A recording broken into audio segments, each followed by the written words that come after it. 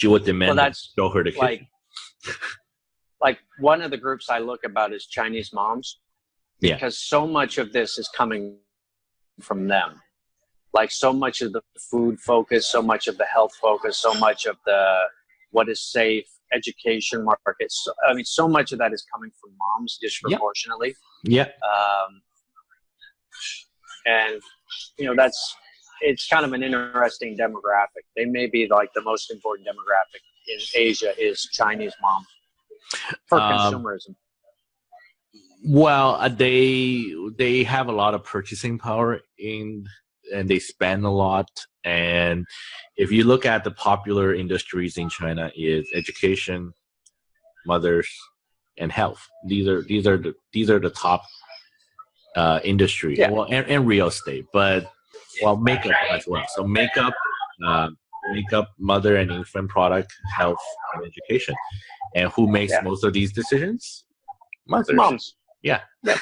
Yeah. So one, they control the spending. Like I will often ask, like, when I give talks in China, like, in your family, mostly Chinese audience, raise your hand if the wife controls most or all of the spending for the family. Yeah. Half the room raises their hand for all of it. Right. Like not some of it, all of it. Right. Like dad bought the house, mom runs everything. Yep.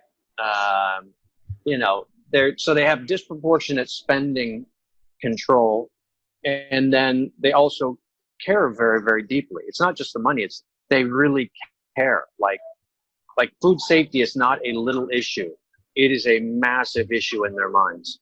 Right. Right. So it's both. It's like they care a lot more than you would see moms in other countries because the risks are higher. And then they tend to control more of the spending than moms in other countries as well. So it's both. It's a common, if you look at most countries, that is actually the way it is. Yeah. It's just in China, it's much more. Like the degree of control of family spending is more. Well, but yeah, it varies pretty good depending what region you're in, what city you're in, what the cultural background of like Shanghainese versus, but generally it's more than what we see in almost any other country that I can think of. Right. And that Chinese consumer are willing to spend more on education and, on their kids. That's a China thing. That's a China thing. The whole education spending thing is insane. Like the amount that Chinese families spend on their child's education is just crazy. Yeah. But it's a total China thing. Well, but it's a cultural thing because there's a saying in Chinese is called 望子成龙, which basically means I want my kids to succeed, right? And the way Chinese look at it is the kids is the biggest investment apart from the real estate.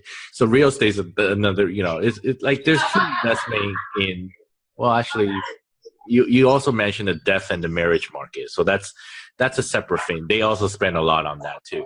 But that's also the same thing about bearing the future, right? It's all about their future. That's what the Chinese people think about. It's about investing in their kids, investing in their wedding, and honoring the elderly when they passed away. And these are the biggest money. And Chinese people will save money for all these stuff. They will not spend anything else, but they will spend it all on these stuff.